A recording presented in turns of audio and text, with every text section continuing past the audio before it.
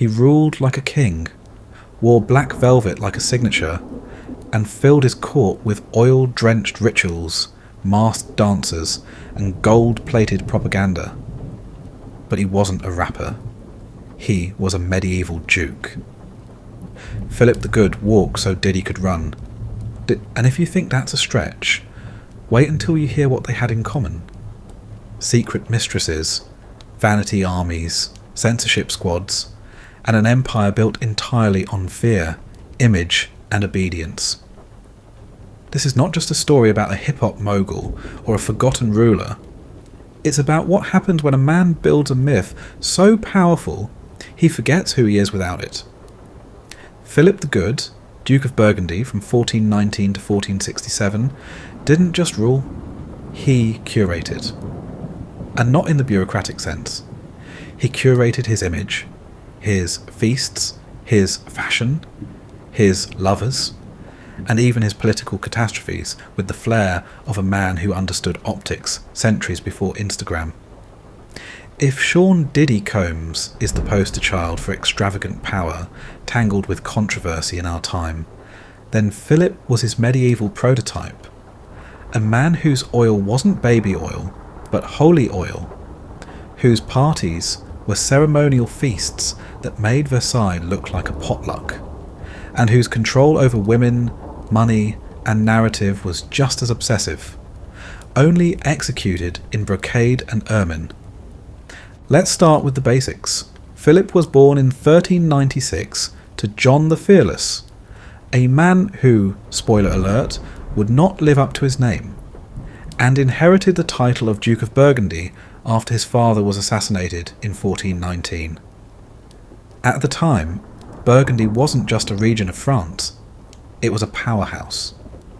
A patchwork of territories stretching across what's now eastern France, Belgium, Luxembourg, and the Netherlands. Arguably the wealthiest part of Europe.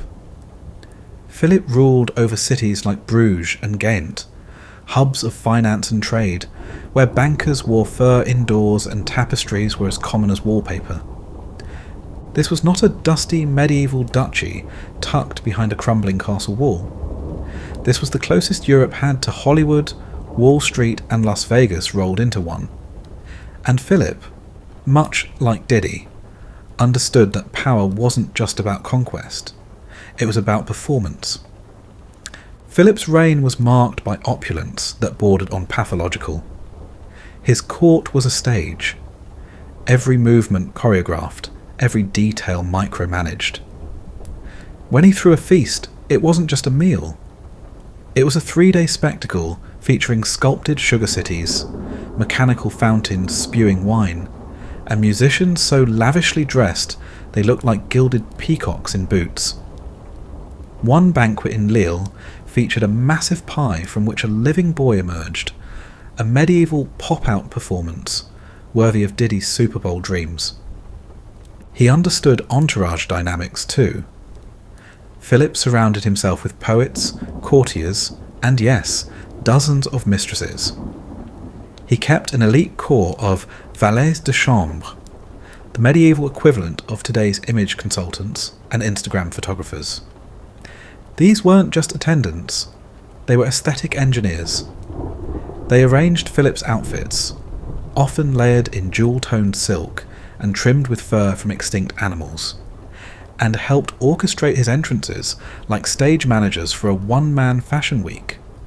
Philip's taste for pageantry wasn't accidental, it was a tool. Much like how Diddy has famously turned his public image, from Puff Daddy to Diddy to Love, into a shape-shifting brand, Philip leveraged style to cement political dominance. After all, Burgundy wasn't a sovereign kingdom. It was technically a vassal of France. But Philip behaved like a king anyway, styling himself with ceremonial grandeur that said, "I'm not your subject, I'm your equal." He threw coronation-style entries into cities he already ruled. He issued lavish coins with his profile like he was Caesar. He even launched his own knightly order, the Order of the Golden Fleece, in 1430, specifically to rival the English Order of the Garter. And while Diddy's obsessions reportedly include jets, yachts, and signature fragrances, Philip's included silk, steel, and spiritual legitimacy. His ceremonies were so heavily oiled, both literally and figuratively, that even the holy chrism used in sacral rites became a substance of status. Anointing oils were reserved for royalty, but Philip found a way to get anointed anyway. Oil, for Philip, wasn't for moisturising. It was for myth-making. Now let's talk about the women, because here the parallels grow darker. Philip the Good had a wife, Isabella of Portugal, and a stable of over 24 known mistresses. He fathered at least 18 illegitimate children, most of whom were acknowledged, baptised, and installed in strategic marriages or clerical posts. While Isabella was politically savvy and influential in her own right, Philip's appetite for romantic, or more accurately sexual control, was legendary. He didn't just seduce, he collected. Like Diddy's alleged manipulations of women's careers, appearances and movements, Philip's treatment of his mistresses was transactional, often positioning them for diplomatic advantage or public spectacle. The women were rarely anonymous. He paraded them openly, dressed them in court fashion, and ensured their identities became part of his narrative. A few, like Jean de Prael, gained real influence. Others were cast aside when no longer useful.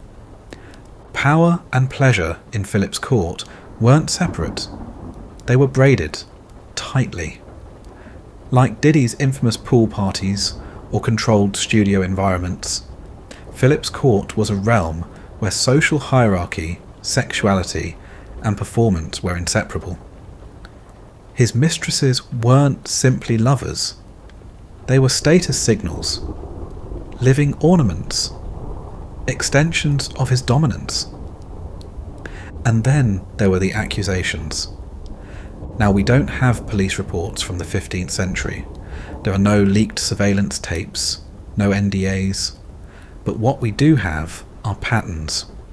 Philip's control extended to surveillance of his own nobles. His household staff reported back on dissent. He jailed disloyal courtiers. He launched secret investigations into rival households. The man ruled with velvet gloves and brass knuckles under the sleeves.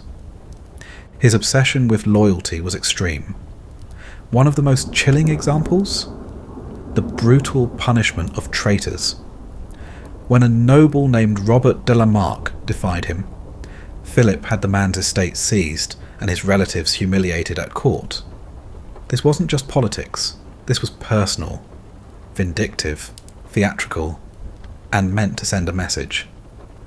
Much like the stories surrounding Diddy's alleged coercion, revenge, and retaliatory control over artists and employees, Philip's actions were designed to showcase dominance as deterrence. And speaking of empire building, Philip's eye wasn't just on Burgundy. He wanted to forge a third France, an autonomous Burgundian kingdom stretching from the North Sea to the Alps. His court at Dijon, and later Bruges, was not a sleepy administrative centre, but the seat of a quasi-royal operation. He hired chroniclers to write flattering histories, commissioned tapestries to depict his glory, even attempted to marry his heirs into royal bloodlines that would cement his family as an independent dynasty. In today's terms, Philip was trying to become a mogul, like Diddy transitioning from music to fashion to vodka to media. Philip diversified his influence. He controlled cities, coinage, and even the aesthetics of chivalry.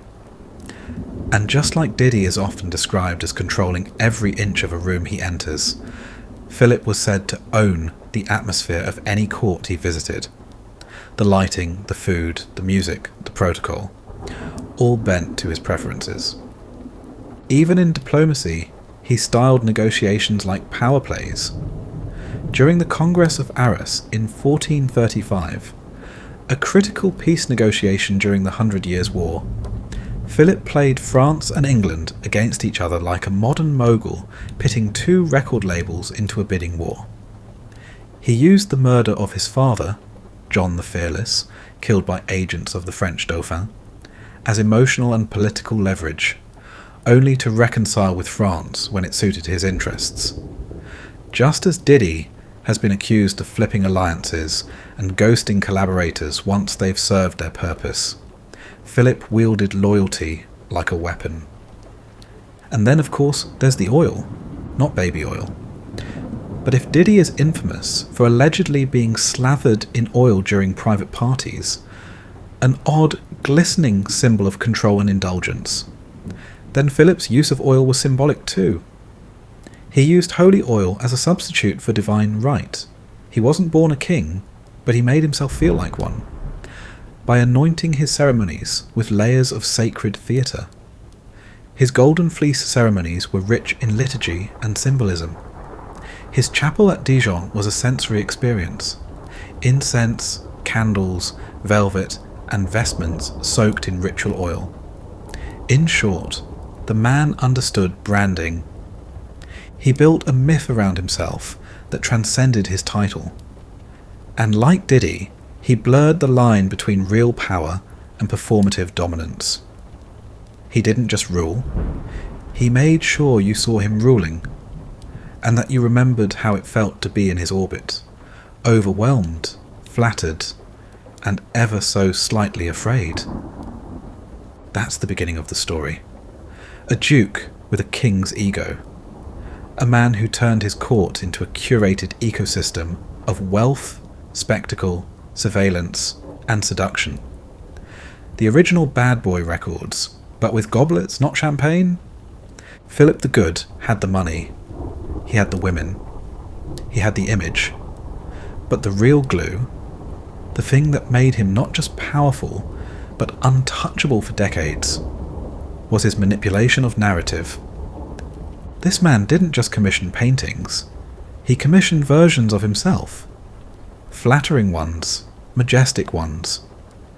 Idealized tapestries showing him as a Christian prince, a pious leader, a father of the people, all while keeping multiple mistresses in every city large enough to host a cathedral. It was projection as policy. Public relations before public relations had a name. A medieval rebrand, every bit as strategic as DIDDY, changing his name from Puff Daddy to P. DIDDY to Sean John to Love, not for reinvention, but for insulation. He understood, centuries before it became common knowledge, that perception is a form of power. That if you control what people think you are, you don't need to explain what you actually do. This was the 15th century equivalent of running your own media empire. And Philip had scribes, poets, and painters to match every angle. His favourite artists weren't chosen only for talent, but for loyalty. Flattery was currency, and the good Duke paid in commissions.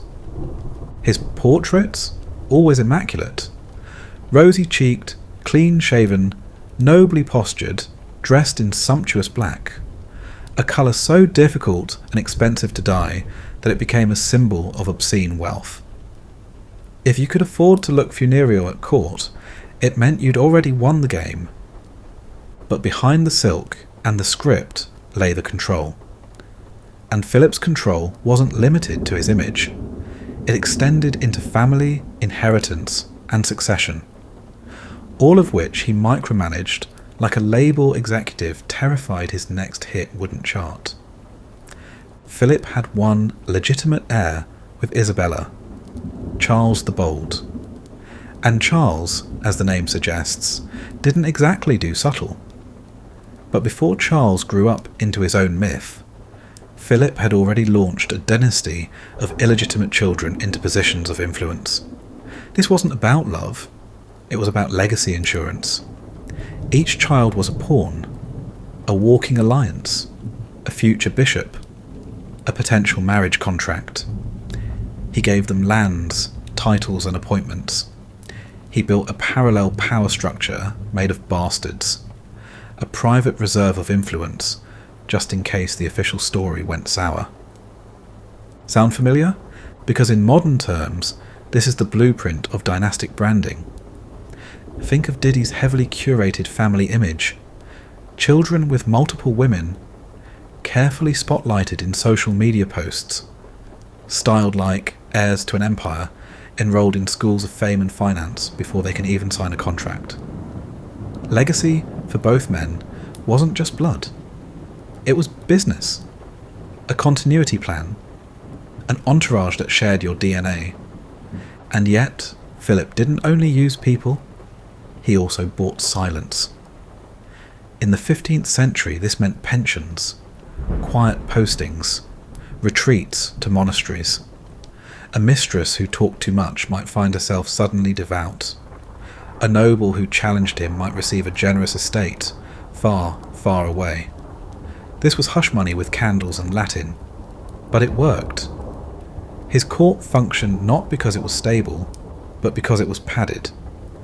Everyone had something to lose, and Philip made sure they knew it. Like Diddy, Philip was also a master of the spectacle. The carefully timed entrance, the deliberate leak, the crowd-pleasing moment of charity that masked a deeper game.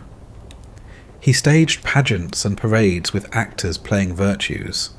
Literally, people dressed as justice, loyalty, or peace, walking alongside him like fashion accessories. One could say he invented virtue signalling centuries before Twitter. When he wasn't appearing as the ideal Christian ruler, he was throwing feasts that looked like Renaissance Coachella. One famously featured a ship-shaped banquet hall, decorated with actual masts and sails, where guests dined aboard an artificial voyage of conquest, in the middle of a landlocked city. Because when you control perception, reality is irrelevant. And let's not forget the masks. Philip threw masked balls regularly, not the fun, Mardi Gras kind, but the kind where power moves were made anonymously, and favours could be traded without shame. People confessed secrets in the dark. Deals were whispered behind velvet. Mistresses were passed between lords like business cards. And Philip stood at the centre, unseen but omnipresent, the original puppet master in a fur cloak. Now, if you think that sounds paranoid, you're right. Power this dense always warps into surveillance. And Philip, much like Diddy, was obsessed with knowing everything before anyone else. His court ran on whispers. Servants doubled as informants. Courtiers were cultivated, tested, and occasionally sacrificed.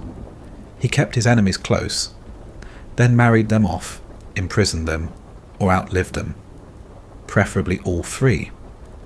His relationships with other European powers were transactional at best. At one point, he backed the English against the French in the 100 Years' War, not because he cared who won, but because it served his grudge. His father had been assassinated by agents of the French Dauphin, so Philip became a lifelong campaigner of revenge, wielding international alliances like a mixtape of vengeance and diplomacy. But when it no longer suited him, he dropped England like a bad investment and cut a deal with France, a pivot so cynical it made Machiavelli look shy. Which brings us to the Order of the Golden Fleece. This wasn't just a chivalric society, it was brand architecture. A high-end, invite-only club for elite men who pledged loyalty not to a crown, but to Philip himself. The regalia? Exquisite? The ceremonies? Elaborate? The loyalty? Absolute? Sound familiar? Diddy had bad boy records. Philip had the fleece. Membership conferred prestige and protection. But it also made people dependent. Once inside, knights couldn't criticize Philip without risking exile. They couldn't oppose his decisions without losing rank. It was velvet totalitarianism. All robes, no shackles. A network of flattery, fear, and fabulous tailoring. Even his use of religion was performative. Philip donated to churches and sponsored masses. but only after staging violent crackdowns on rebellious towns, starving peasants, and overtaxed merchants. He claimed divine favour, then extorted God's children, and to keep the optics neat, he paid for monasteries and commissioned altarpieces that made him look saintly. It's hard not to think of Diddy's gospel remixes and spiritual branding, sanctifying a public image even as the private reality rotted beneath the gold. The more you look, the more the parallels pile up. Both men rose from powerful fathers with shady deaths. Both built empires based on loyalty and luxury. Both blurred the line between art, abuse and influence. Both tried to craft their own legends in real time. And both, in their own ways, became trapped inside those legends. And then there's the downfall. Not a collapse, not yet, but the cracking. In Philip's case, it came through his son, Charles the Bold, whose ambition matched his father's, but whose judgment did not. Charles inherited the wealth, the style, the paranoia, but lacked the finesse. He picked too many fights, alienated too many allies, and eventually died in battle, his body so mutilated it was reportedly only identified by his teeth. The Burgundian dream died with him. The empire Philip built, the myth he curated, dissolved into inheritance disputes and foreign claims. It was all branding, and when the brand failed, there was nothing left behind it. In modern terms, the legacy is equally precarious. What happens when the illusion breaks? When accusations become lawsuits? When oil becomes evidence? When the spectacle becomes testimony? Philip the Good ruled a court of mirrors. Diddy built a career of reflections. Both surrounded themselves with beauty, loyalty, and curated noise. But neither ever really trusted the silence. Because silence, real silence, means the mask might slip.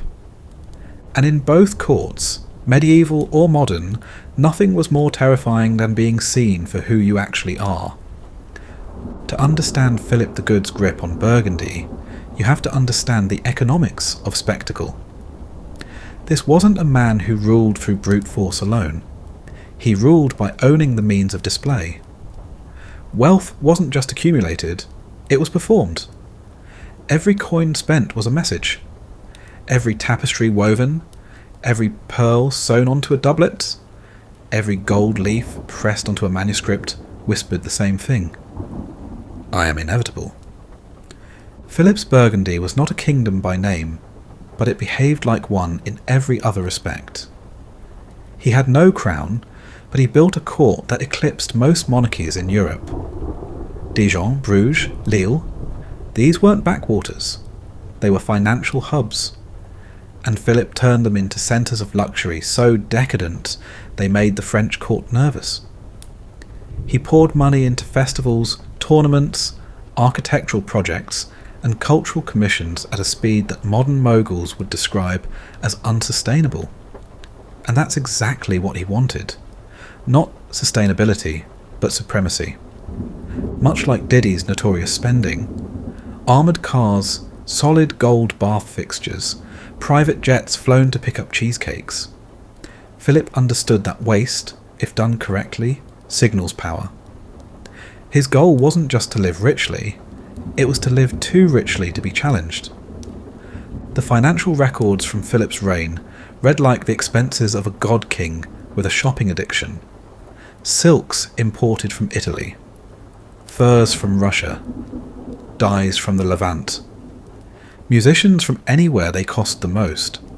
Artists like Jan van Eyck were not merely hired, they were absorbed into his inner sanctum, paid not just to paint, but to flatter, to immortalise. Van Eyck wasn't so much a court painter, as he was a visual propagandist with a brush dipped in burgundy and fear. And like Diddy's own intricate empire of brand crossovers, from clothing lines to alcohol to media, Philip wasn't just spending on art. He was producing a world view.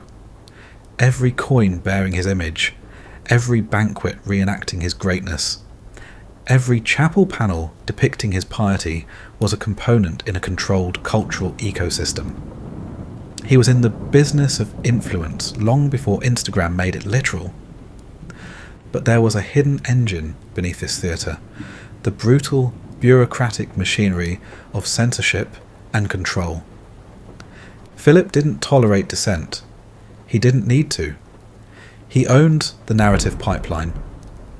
Chroniclers at court wrote only what pleased him. When they didn't, they were quietly replaced. Records were edited for accuracy, which, in the Burgundian court, meant usefulness.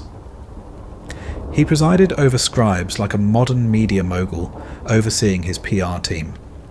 Tweak the ending, soften the betrayal, polish the legacy. Never mind the truth. The version that survives is the version that serves. Burgundy under Philip had one of the most sophisticated court archives in Europe, but it was also one of the most curated.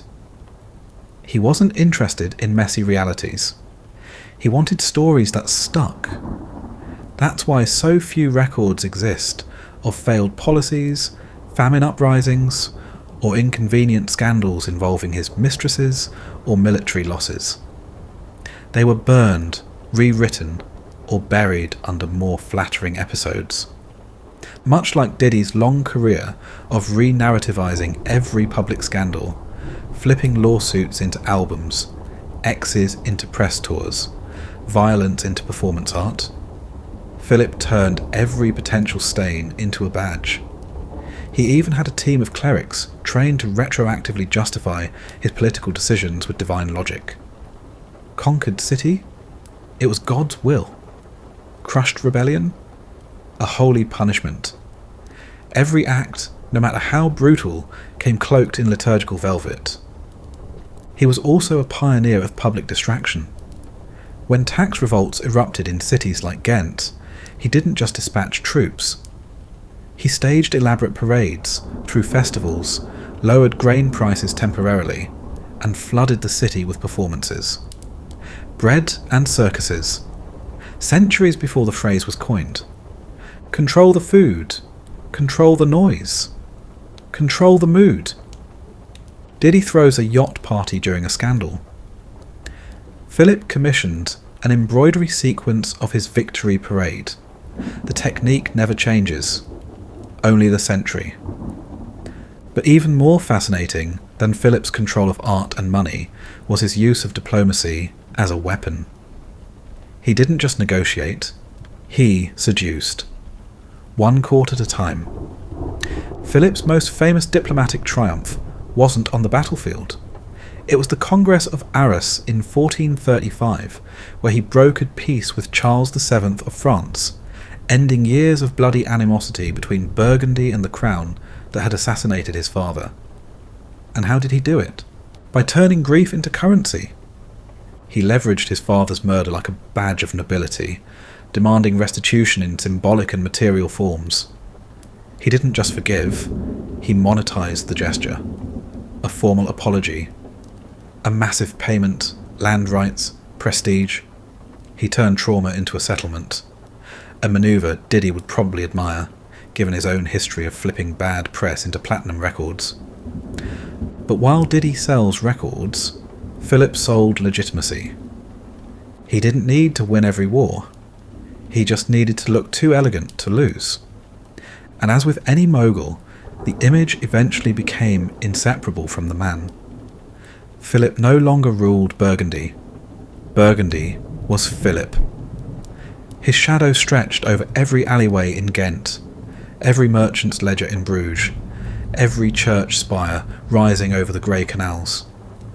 Even the common people who groaned under his tax burdens and gritted their teeth through his wars couldn't fully hate him. He was too beautiful to hate. He was the pageant, the feast, the myth. The problem with such illusions is that they can't be transferred. Philip's son Charles inherited the infrastructure, but not the charisma. The parties continued, the spending accelerated. But without Philip's grip on image and influence, the Burgundian court became a grotesque echo of its former self. like Bad Boy Records post-2005. Lavish, loud, and increasingly irrelevant. Charles picked fights with everyone, France, the Swiss, even the Holy Roman Empire.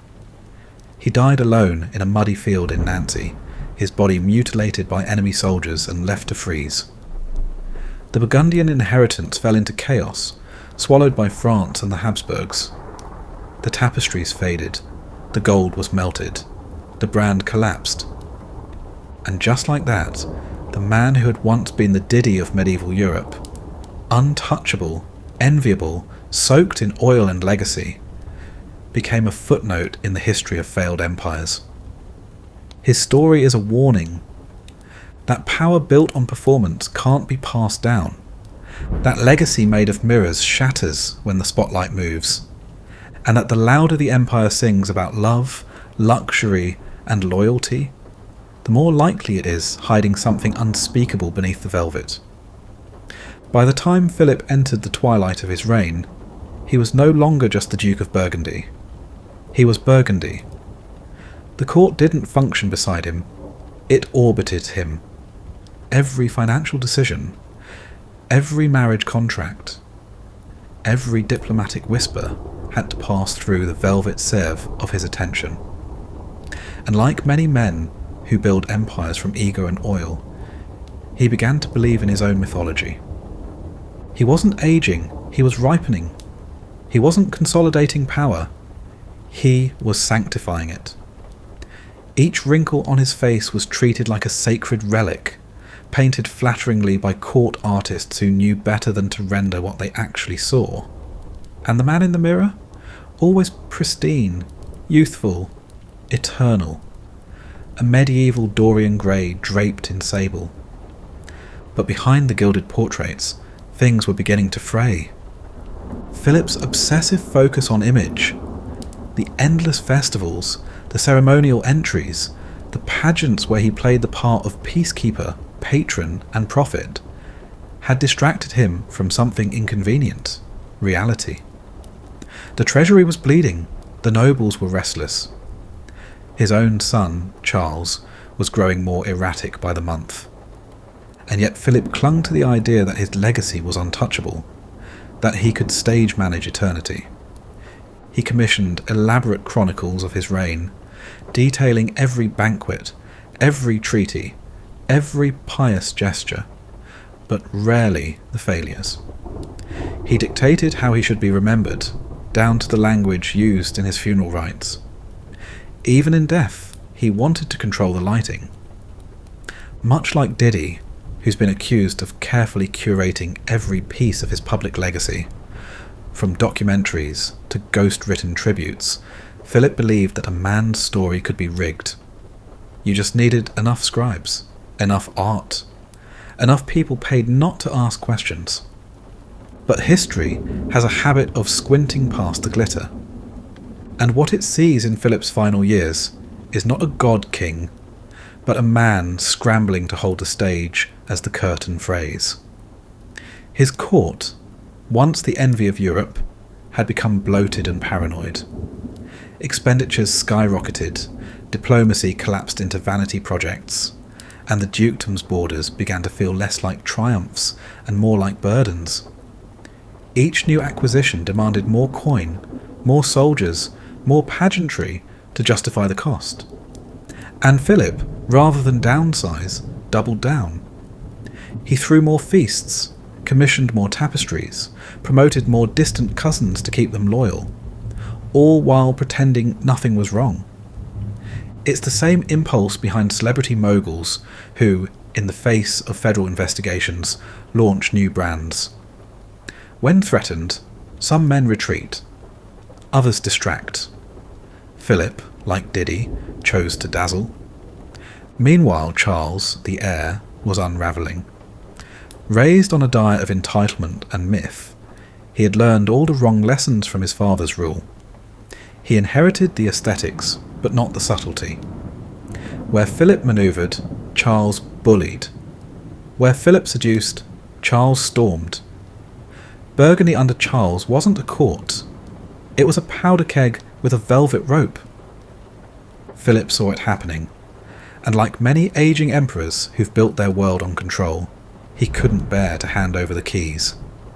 He delayed Charles's full investiture, questioned his decisions, tried, futilely, to mould him into a successor that didn't exist. It was like trying to pass a dynasty to a mirror that only reflected back ambition without nuance. In private, Philip complained of Charles's arrogance. In public, he kept the pageant alive. But even the best illusions wear thin. The revenues dipped, the alliances thinned, and those who had once flattered Philip began angling for positions elsewhere, hedging their bets. They could smell the end, even if Philip refused to pronounce it. He died in 1467 at the age of 71, after nearly 5 decades of rule. A remarkably long life by medieval standards, but not long enough to prevent what came next. Charles the Bold inherited the full weight of Philip's carefully constructed illusion and promptly broke it. He launched reckless military campaigns, alienated allies, declared wars that Burgundy could not win. He believed, like his father, in image, but mistook performance for power. Without Philip's subtle touch, the court became grotesque. A costume party without a script. Lavish, loud, and increasingly out of sync with the world. By 1477, Charles was dead. Burgundy, once an independent powerhouse, was dismembered by France and the Habsburgs. The Order of the Golden Fleece continued, but the myth of Burgundian supremacy dissolved into Habsburg bureaucracy and French royal inventories. The grand tapestries were sold. The silks faded.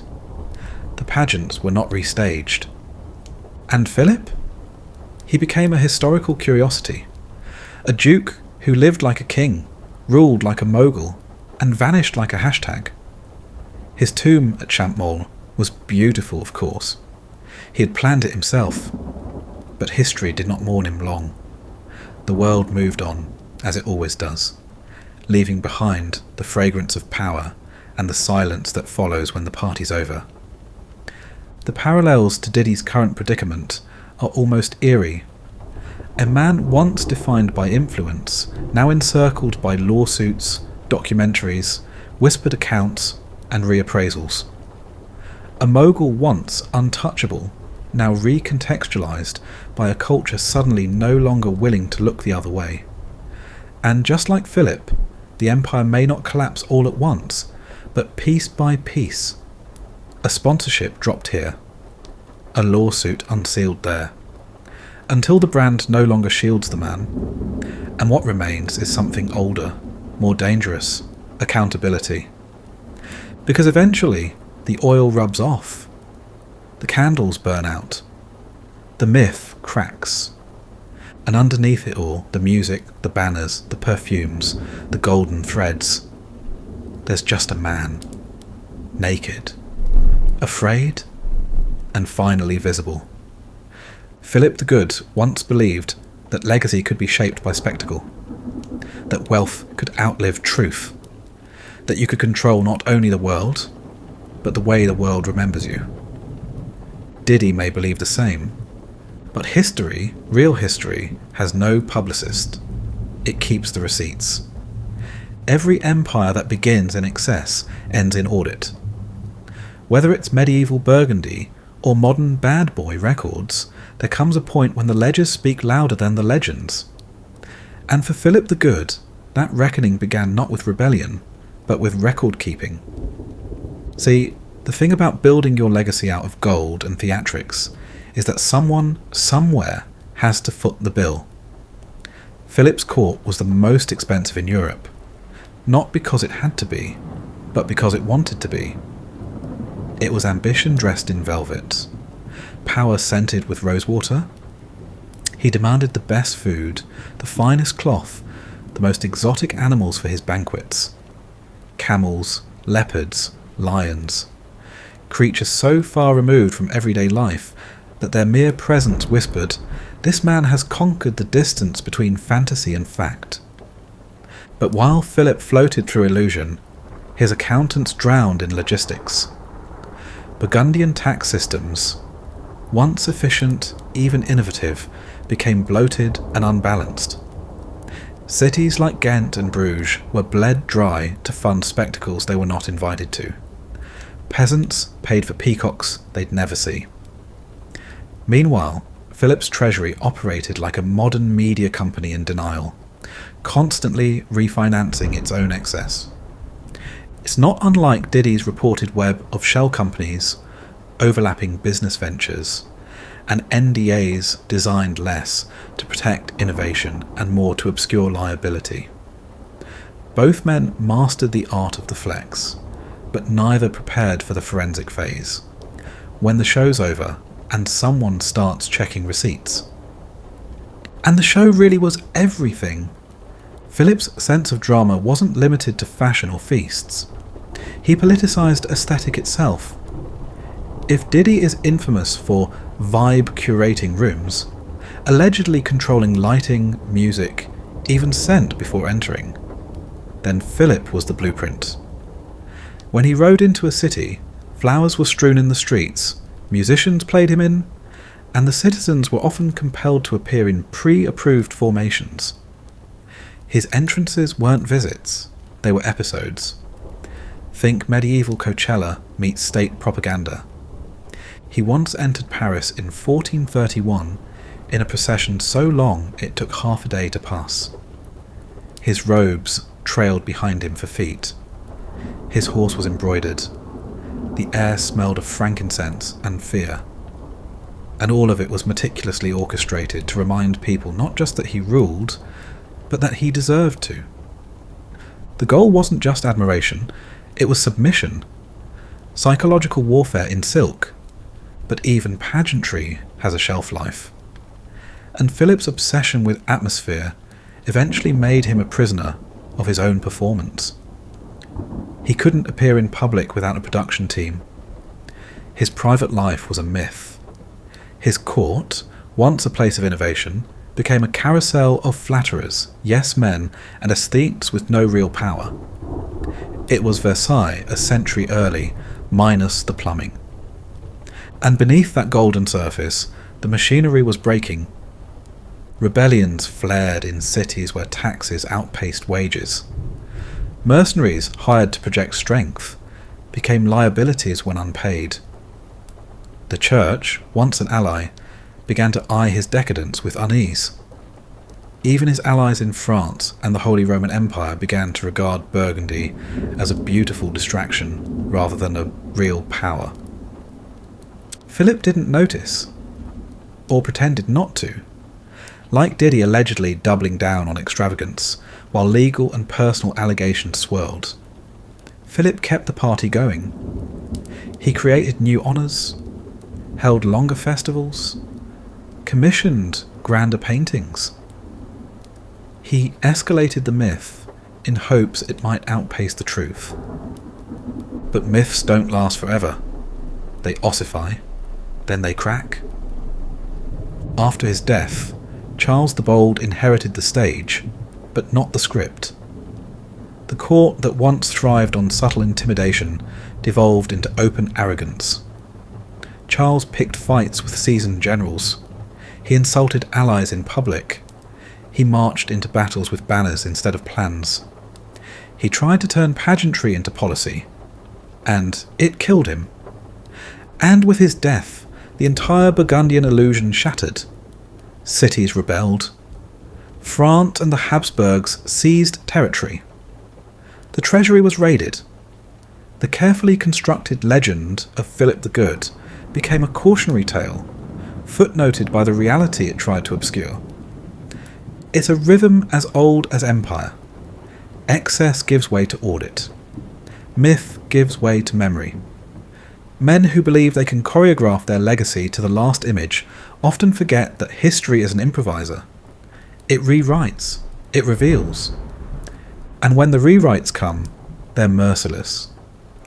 We're watching something eerily similar unfold now, as allegations mount around Diddy, encompassing abuse, trafficking, surveillance, control.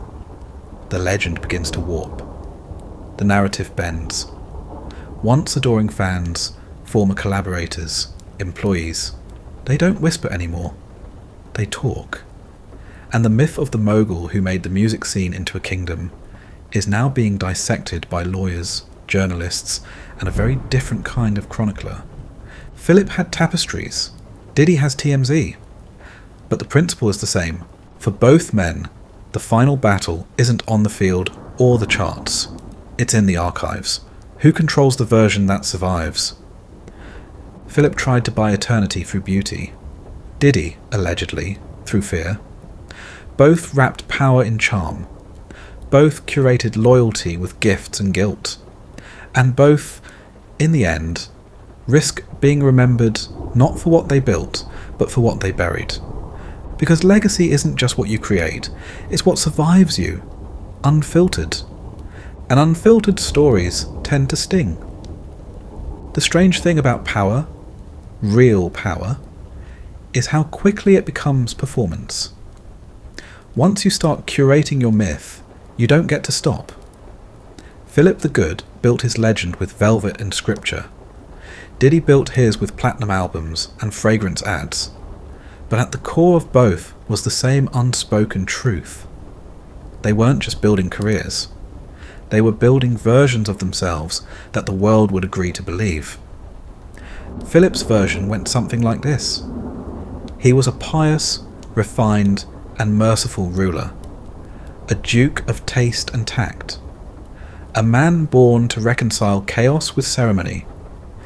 He was the glue between the rough, feudal past and the polished Renaissance future. That was the image, echoed in stained glass and gilded parchment. His Order of the Golden Fleece even styled him as a kind of chivalric messiah, redeeming the sins of nobility through wine, oaths, and embroidered coats. Of course, the reality was different. He was a warlord in fur trim, a tax collector with a poet's haircut, a man who cloaked realpolitik in pageantry, and used religion less to save souls than to sanctify budgets. But he was smart enough to know something critical. If you tell your story first, and often, people will forget to ask questions. It's no coincidence that Philip surrounded himself with chroniclers.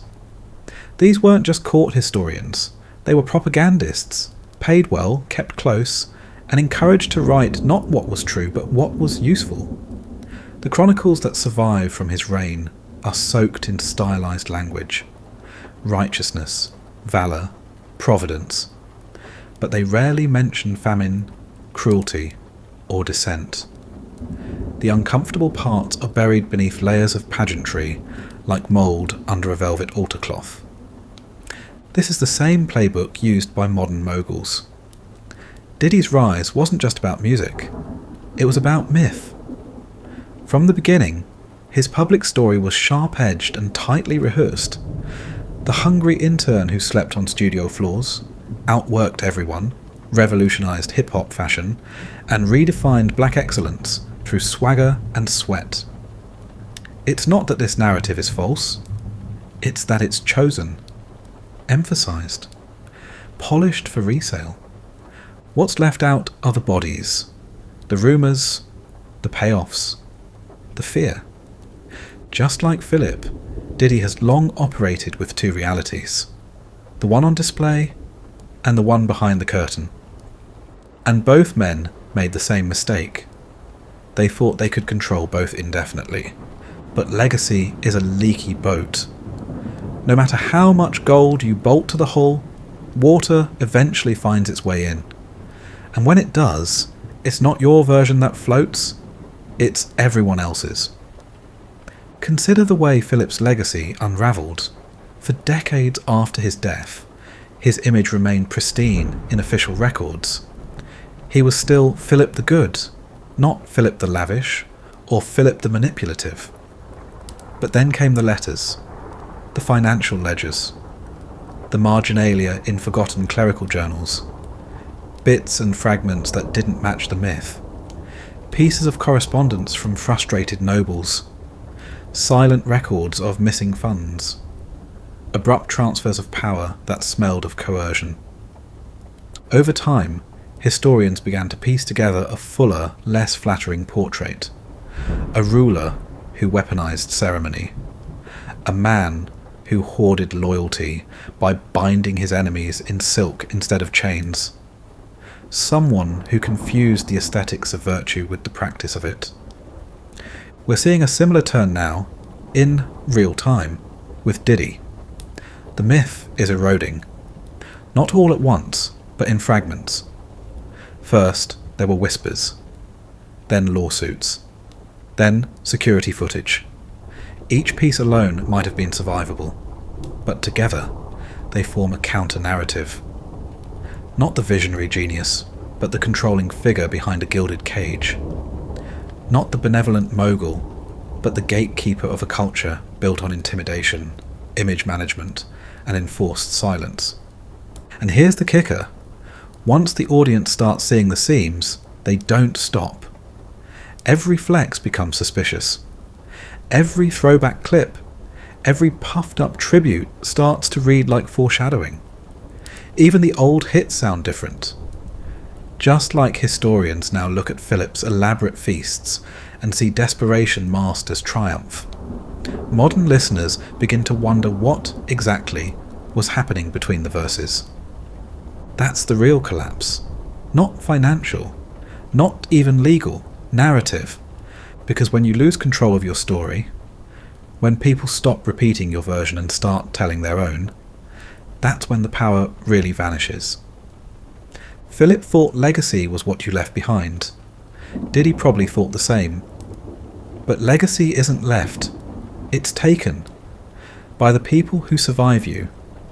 By the ones who didn't get the invitation to the feast, or the yacht, or the award stage. And when they start talking, the myth can't save you. Only the truth can. If you're lucky, nothing cloaks domination quite like morality. And few men in history have worn righteousness as convincingly, or as strategically, as Philip the Good. For all his lavish spending, relentless womanizing, and political backroom dealing, Philip kept a rosary close. Not just for prayer, but for optics. Because in the 15th century, piety wasn't personal. It was public currency. His court was soaked in ritual. Chapels in every residence. Processions on every saint's day. Public fasts. Lavish donations to monasteries. And of course, the crown jewel of performative holiness. The Order of the Golden Fleece. Ostensibly a chivalric brotherhood of the most devout and noble men in Europe, it was in practice a spiritual smokescreen, an elite club where loyalty to Philip superseded any real Christian discipline. They wore robes, took oaths, kissed relics. But their real god was influence. Philip knew exactly what he was doing. He didn't need faith. He needed credibility. And religion, carefully packaged, provided it. He understood that the church could sanctify his politics, launder his ambition, and silence critics who otherwise might raise eyebrows at the 18 illegitimate children, or the suspicious deaths around court, or the tax revolts he crushed under holy banners. It was the ultimate costume, and he wore it well. If that sounds familiar, it should. Because Diddy, in the modern secular age, has done much the same. Only his morality wasn't dressed in incense and Latin. It came wrapped in charity, in foundations, in activism, in televised moments of benevolence timed, curiously, alongside scandals.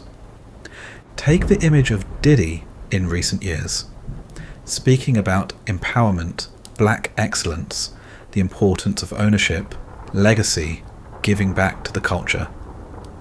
There are scholarships, donations, speeches at award shows where he thanks God and tells young people to believe in themselves. On paper, it's admirable.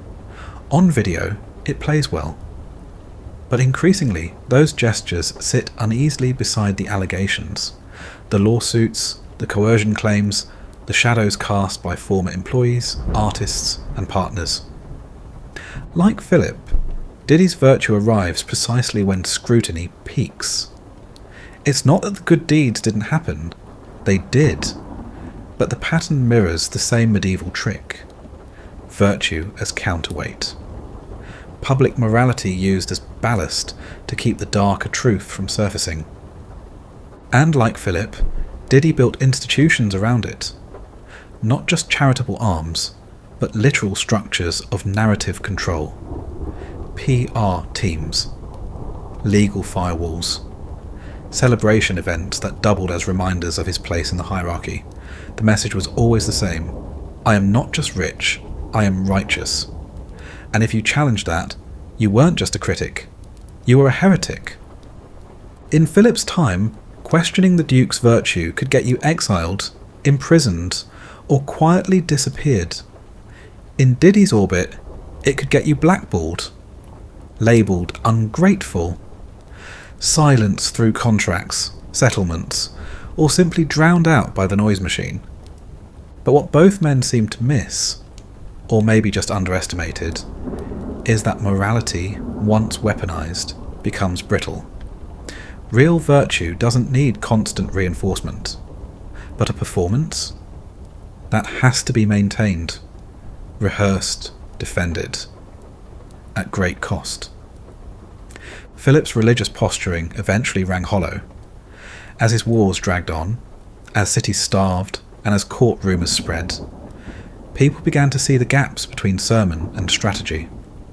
Bishops grumbled, nobles whispered, and when the tide turned, even the clergy who had once praised him as divinely favoured quietly backed away. Holiness had a half-life. Diddy is facing the same calculus now. Public figures once eager to praise him are going silent.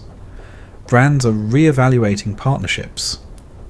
Old collaborators are distancing themselves. It's not a collapse, not yet, but it's a fraying. The armour of virtue, when cracked, exposes the flesh beneath. And that's where the real damage begins. Because once people stop believing in the moral version of you, they start re-examining everything else. The wealth, the charisma, the ambition. Suddenly, things that once looked like brilliance now look like manipulation. Strategy becomes scheming. Loyalty becomes coercion. That's how myths dissolve. Not through revolution, but through recontextualization. Philip wanted to be remembered as a godly ruler. He ended up as a case study in how religion can be used to sanctify sin. Diddy wants to be remembered as a mogul who uplifted a generation. Whether that holds depends on what survives the current storm, and how long the moral scaffolding can bear the weight of the truth. Because morality, in the end, is only useful if it's real. And history, when it finally gets around to telling the unfiltered version, doesn't light candles, it lights torches. Philip the Good didn't just commission his own myth, he moved into it. He lived in a palace of mirrors, and eventually he began mistaking the reflections for reality.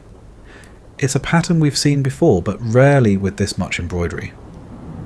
What began as a carefully managed image, a tool for political dominance and public manipulation, became his truth.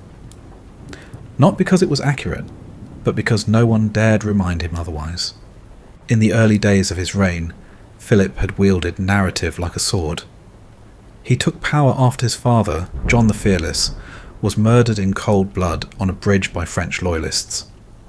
That act, brutal, scandalous, and politically radioactive, became the foundation of his lifelong grudge against the French crown and his obsession with legacy. From that moment on, every action Philip took was infused with a sense of spectacle, a sense that he would be the one to define what justice, glory, and vengeance looked like. Not the world, not the church, not even history. So he built it, a world of perfection, of controlled light, of edited memories, of painted piety. He held elaborate feasts not to eat, but to be seen eating.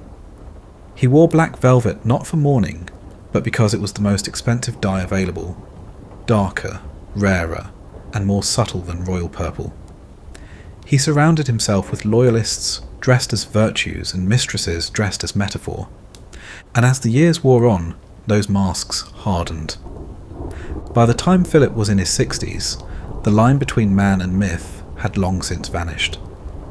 He no longer saw himself as a duke managing lands and vassals. He saw himself as a living icon. His chapel wasn't a place of worship, it was a stage. His court wasn't a centre of governance, it was a fashion show disguised as diplomacy. He issued proclamations in poetic verse. He began designing his own tomb years before his death, not out of humility, but to ensure that eternity would reflect the narrative he approved. This wasn't delusion, it was strategic solipsism. The same can be said, with disturbing precision, of Diddy. At some point, no one can say exactly when, the mogul formerly known as Puff Daddy began to treat his identity as an ongoing art project. His name changed, his wardrobe changed, his voice, his speech patterns, even the public persona he inhabited began to feel like characters. One moment, he was the preacher of hustle. The next, he was the messiah of love. But behind the branding, there remained a consistent theme. I am untouchable. I am the moment. I define the room. For both Philip and Diddy, the internal myth was not just a tool, it was oxygen. And like all men who surround themselves with sycophants, both eventually confused flattery with reality. Philip believed he was beloved because the painting said so, because the tapestries showed it, because the golden threads told a story of righteousness and divinely sanctioned greatness. Diddy believed the same, because the blogs repeated it, the magazines echoed it, the entourages clapped on cue. But the most dangerous myth is the one you sell to yourself. Philip began to believe that his decisions were above criticism, that his enemies were always wrong, and his tastes were always right. When his advisors warned him of overreach, he silenced them with titles. When the cities protested his taxes, he threw them pageants. When his son Charles began to show signs of impatience and arrogance, Philip dismissed it as youthful fire, forgetting, or perhaps refusing to see, that he had built Charles in his own image. Likewise, Diddy's cocoon became thicker with time. When whispers of misconduct emerged, he released a remix. When lawsuits cropped up, he held charity galas. When former collaborators publicly accused him of manipulation, theft, or worse, the narrative simply shifted. He rebranded. Again. And again. Until the timeline itself was bent around the performance. But image is a fragile throne. Philip's illusions began to slip in his final years. His alliances were fraying. His treasury, once flush from trade and conquest, was bleeding silver. His court had become sluggish, confused and anxious. The tapestries were still being woven, but their messages rang hollow. The feasts grew quieter. The parades began to feel forced. And his son, Charles the Bold, saw it all, and took from it the worst possible lesson. He inherited not just his father's wealth and titles, but his obsession with dominance and aesthetic power. But where Philip had been calculating and theatrical, Charles was rash and literal. He didn't understand the finesse. He understood only the mask. He took the throne, tightened the screws, alienated his allies, and plunged Burgundy into a series of reckless wars. The subtle tyranny of Philip gave way to open chaos under Charles. And in 1477, at the Battle of Nancy, it all came to a grotesque end. Charles's corpse was found frozen, stripped, and mutilated in the snow. The man who had inherited the myth died in a ditch anonymously as the dream of a Burgundian empire crumbled into dust. No parades, no banners, just frost and silence. That's how legacy collapses when built on myth alone. We are watching the modern version of that collapse in slow motion. The lawsuits stacking, the allegations multiplying, the narratives unravelling. Diddy's empire, once so confident, so polished, so unmistakably him, is beginning to rot at the edges. And like Philip, he may not realise it, because when you live in a myth, the first thing you lose is perspective. The second is honest feedback. And the third, always inevitably, is time. The ability to change, to soften, to walk away with dignity. Philip could have prepared Burgundy for a future beyond him. He could have invested in institutions instead of image. He could have taught his son the difference between power and pageantry, but he didn't, because he believed the story. And stories, especially the ones about greatness, don't include graceful exits. Diddy could have stepped back years ago, after the success, after the reinvention, after the accolades. He could have used his wealth to uplift quietly, to disappear with dignity, to become a patron instead of a player. But he didn't, because he too believed the story. The one where moguls never fade, where power never declines, where love is a brand and scandal's just another beat drop. But there's no remix for Ruin, not really. And in the silence that follows, after the applause dies, after the lights dim, after the image finally cracks, the truth arrives. Philip's final years were spent in retreat. He withdrew from public life, citing health, but everyone knew the real reason. His court had grown strange to him. The world was changing. France was rising. The Renaissance was beginning to reshape Europe. His tapestries no longer impressed. His robes no longer dazzled. He became a relic of his own myth. One can imagine Diddy, years from now, facing a similar twilight. The platforms changed. The algorithms indifferent. The collaborators gone. The rooms smaller. The performances quieter. The mirrors a little too honest. And then what? When your whole life has been a stage, how do you live off script? That's the tragedy of men who believe their own reflection. They don't see the cracks until they cut, and by then, the audience has already left. Philip the Good died in 1467. At that moment, he was arguably the most influential non-king in Europe. His wealth rivaled monarchs. His territory stretched from the North Sea to the Alps. His court outshone that of Paris. He had crafted himself into a kind of sovereign without a crown, and for decades he had pulled it off. When he passed, the bells rang from Dijon to Bruges. His tapestries still hung. His name was gilded in manuscripts across the continent. His image, solemn, refined, cloaked in black velvet, had been burned into the imagination of his peers. And his only son, Charles the Bold, inherited everything. The castles, the armies, the reputation, and fatally the illusion. Because that's what Philip left behind, more than gold or glory, an illusion. An illusion of permanence, of strength, of inevitability. And illusions, no matter how carefully threaded, rot quickly when exposed to air. Charles believed in the myth. That was the first problem. He had been raised in it, schooled not by tutors of statecraft, but by the ceremony of legacy. He thought himself the rightful heir to an empire his father had never quite owned. And so Charles, bold by title and reckless by nature, tried to elevate Burgundy from a grand duchy to a full-fledged kingdom. He believed, as so many heirs do, that his inheritance was destiny, and so he declared himself a king in all but name. He began redrawing maps before anyone asked him to. He overextended his alliances, taxed his cities dry, antagonised the French crown, and underestimated the Swiss. A fatal miscalculation.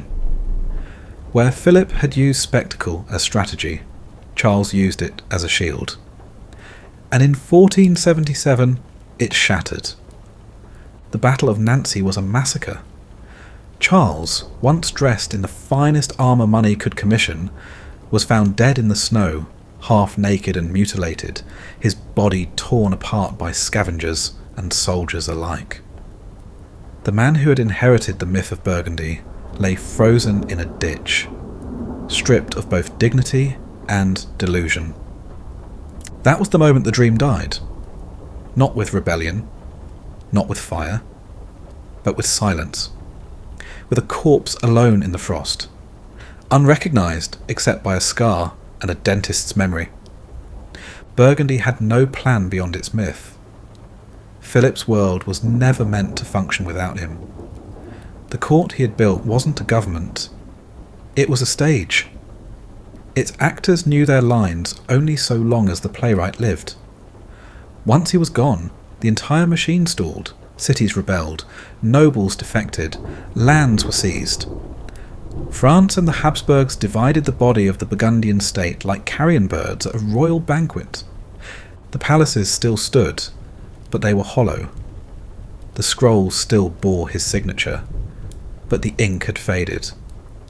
The Order of the Golden Fleece survived, but it was no longer a centre of power. It was a costume party for declining aristocrats. Philip's legacy, so meticulously curated, so fiercely defended, evaporated within a generation. And that is the curse of empires built on personality. They are exquisite, brittle things. Beautiful to behold. Terrible to inherit. Diddy's empire, for decades a monument to branding, reinvention, and charismatic dominance, shows similar fissures. From the outside, it still gleams. The fragrance line, the liquor ventures, the media imprint, the awards and honorary degrees and Forbes profiles. But if you press your ear to the walls, you hear the same sounds that once echoed through the halls of Burgundy. Soft cracks, strained silences, the slow, unmistakable sigh of structure under pressure. What made Diddy's empire so powerful was the singularity of his presence. He was the face, the pulse, the deciding voice in rooms where music, fashion, and power converged. No artist was signed without his blessing, no product launched without his aesthetic. He was the weather. But centralization is a risk, because when the center shakes, the orbit collapses. And right now the center is shaking. Former collaborators are speaking out. Lawsuits are stacking. Allegations once whispered are now televised. What once felt like untouchable moguldom is beginning to look like insulation unravelling. Not just from external forces, not from rivals or enemies, but from within. Because, like Philip, Diddy never built real institutions. He built environments, worlds designed to reflect him, teams that echoed his decisions, executives who understood their job wasn't to challenge him, but to execute his vision with precision and enthusiasm. That model works, for a while, as long as fear, loyalty, and success remain in balance. But success fades, loyalty bends, fear leaks, and when they go, all that's left is the mirror. The structure of Diddy's empire shows the same signs of exhaustion that haunted Burgundy after Philip. Beneath the surface, behind the tailored press releases and curated nostalgia, are empty offices, fading brands, ghosted collaborators. Some ventures have been abandoned quietly. Others limp forward on reputation alone. No one says it out loud, but the orbit is less populated, the gravity weaker. That's the slow death of empire.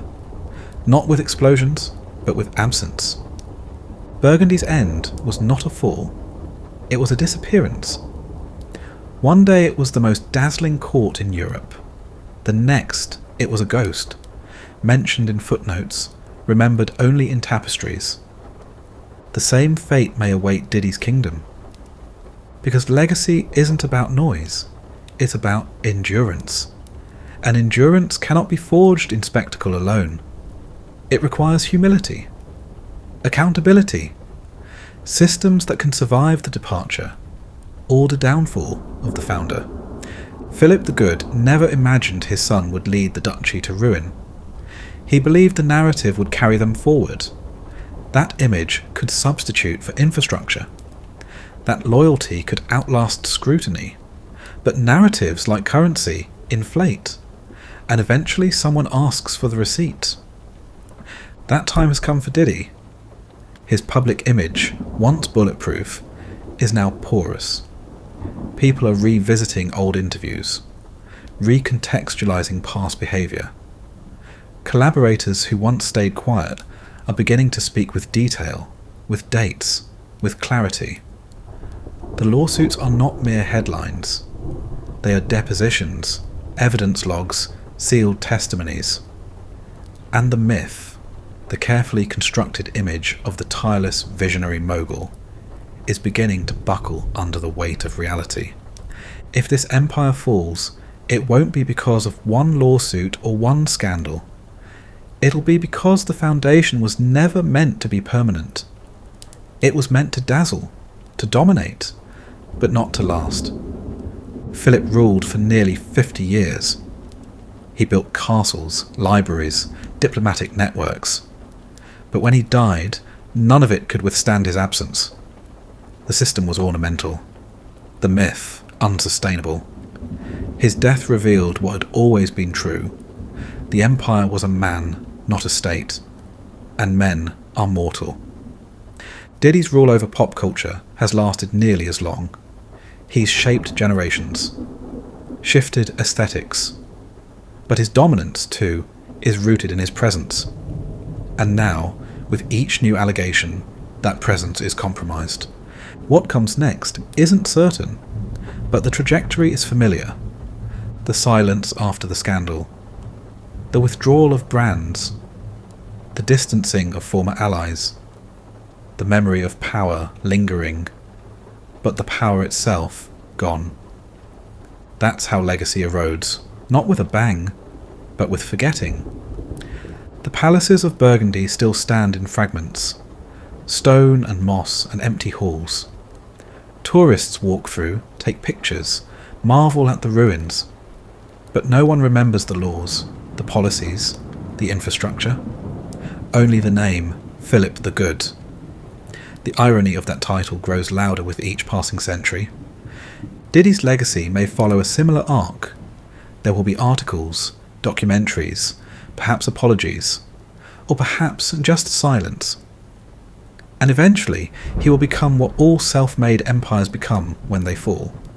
A case study, a subject for debate, a cautionary tale taught in boardrooms and history classes and green rooms where new artists are warned, don't build everything in your own image. It won't survive you. That is the end of every personal empire. And in that end, the myth must answer to the truth. When an empire collapses, not through invasion or revolution, but through slow institutional decay, the power doesn't vanish. It redistributes. And the first to claim it aren't kings or conquerors. They're the ones who are always there, watching, remembering, enduring in the shadows of spectacle. After Philip the Good's death, and the ruinous fall of his son Charles, Burgundy didn't just disappear. It was absorbed by France, by the Habsburgs, by history. But in the decades that followed, the story of Burgundy began to shift.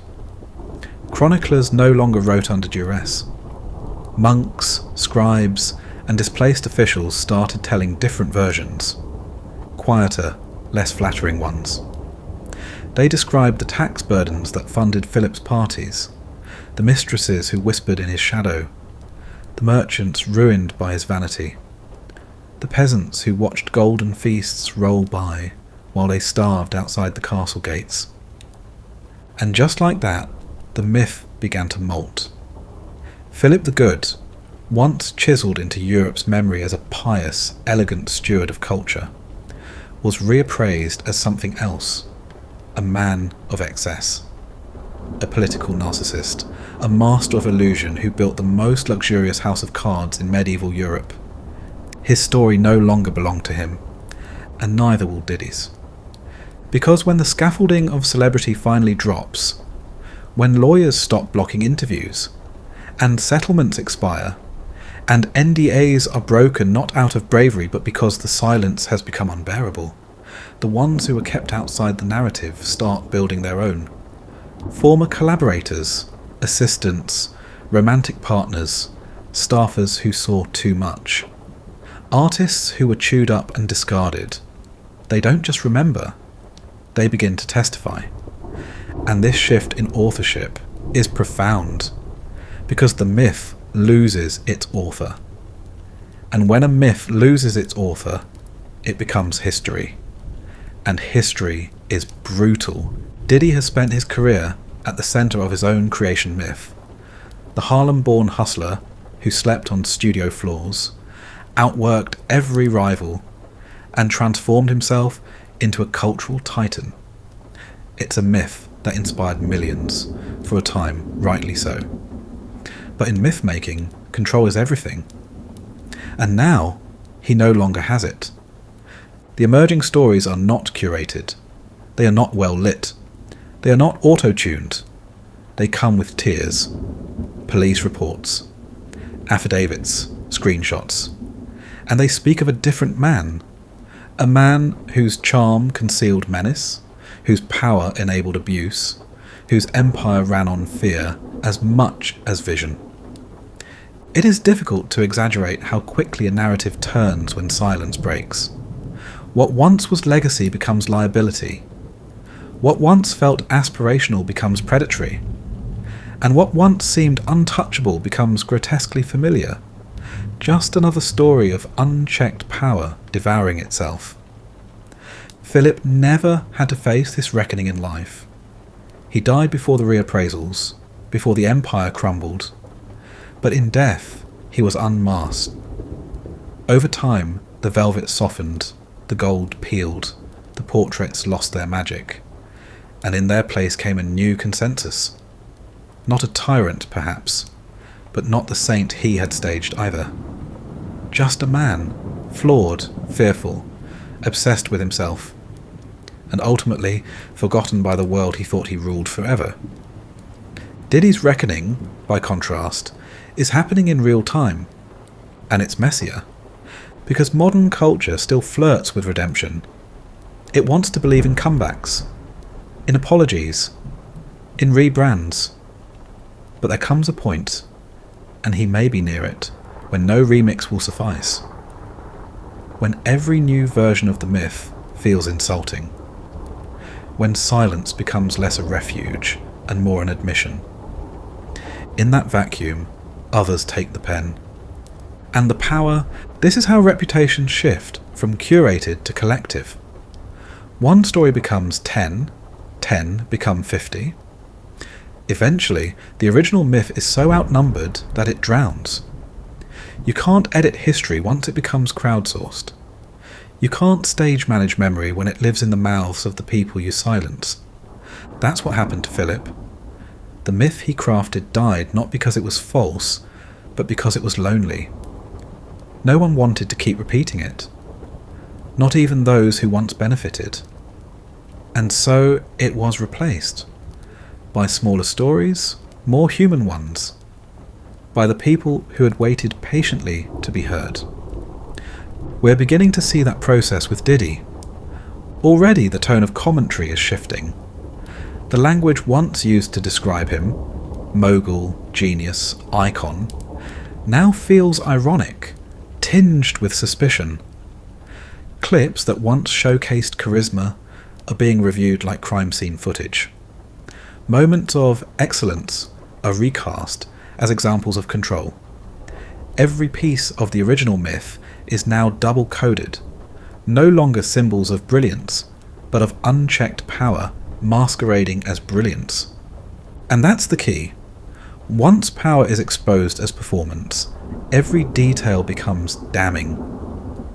Philip's Order of the Golden Fleece, once a beacon of knightly honour, became a punchline for historians. A cult of personality in brocade. A mirror reflecting nothing but the ego of its founder.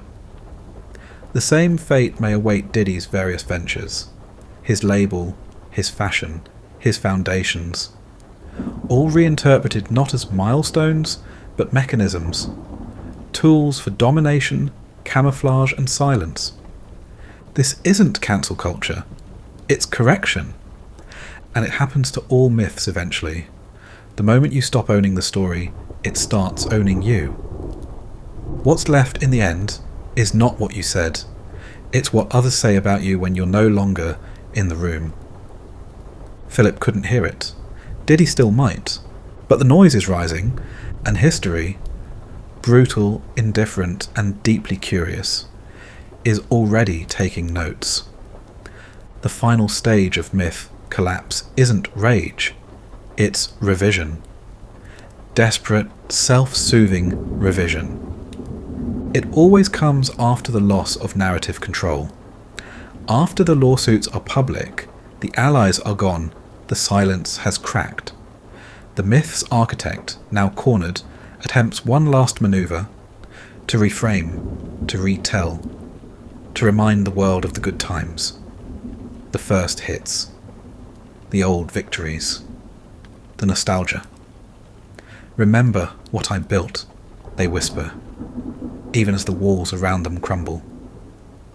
Philip the Good tried this too. As his health declined and his grip on Burgundy slipped, he doubled down on posterity.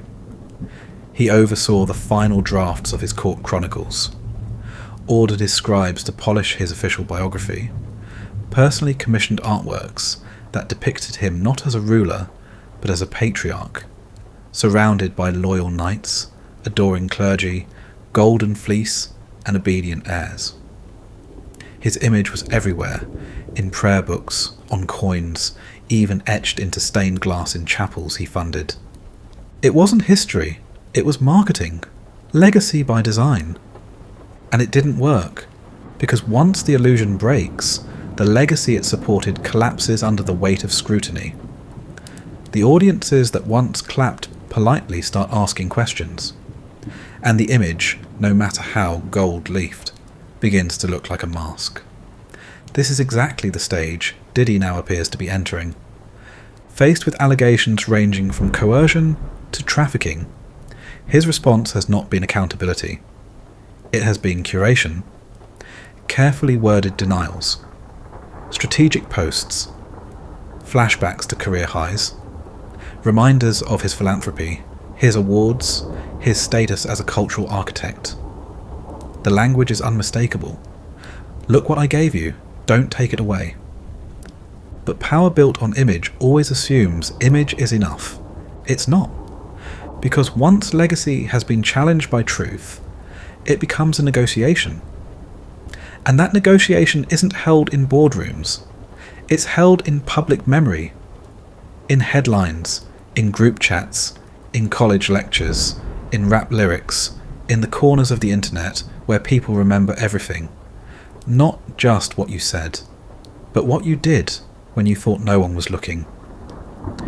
Diddy, like Philip, built too much around the spectacle, the brand, the story of excellence and elevation.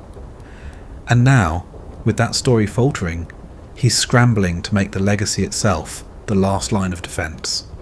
But legacy is not armour. It is a mirror. And once cracked, it reflects everything. Philip had tried the same sleight of hand. In the years leading up to his death, he began constructing a chapel mausoleum, a sanctified space that would anchor his memory in holiness. It was lavish, meticulous, engraved with scenes of piety and princely mercy. But what the engravings didn't show was the economic collapse happening just outside its walls. The debt, the civil unrest, the political instability his son Charles would inherit and amplify until the entire edifice fell apart. No amount of stained glass could hide the cracks in the foundation. And today, Diddy's own monuments are flickering. The musical legacy is being revisited through a new lens. The artists once elevated under his name are retelling their origin stories, not with awe, but with quiet anger. The foundations and scholarships he once championed now exist awkwardly beside court filings and sworn statements. The balance sheet of public opinion has shifted, and nostalgia, once his greatest ally, now rings hollow. Because nostalgia can only protect the past. It can't defend the present.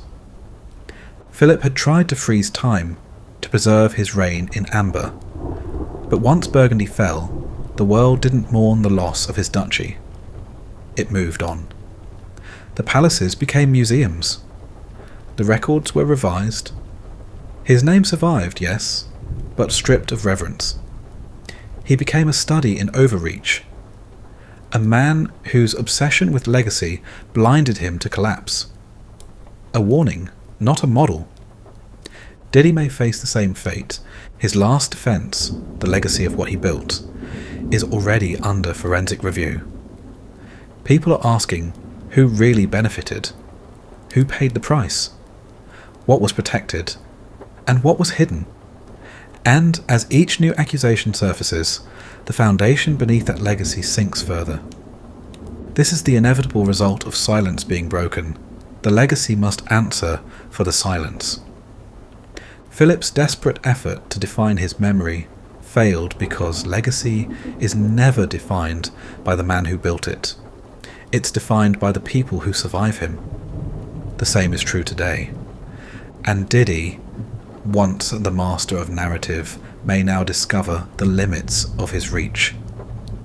Because when the silence breaks, and the myth falls, and the final defense is memory itself, it becomes clear. History isn't written by the victors. It's written by the witnesses. And the witnesses are speaking now. There is always a reckoning.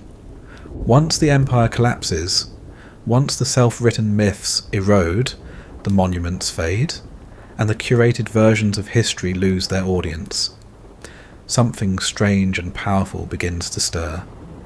The emergence of testimony. Quiet at first, then deafening. The witnesses begin to speak. The ones who had to endure the empire rather than benefit from it.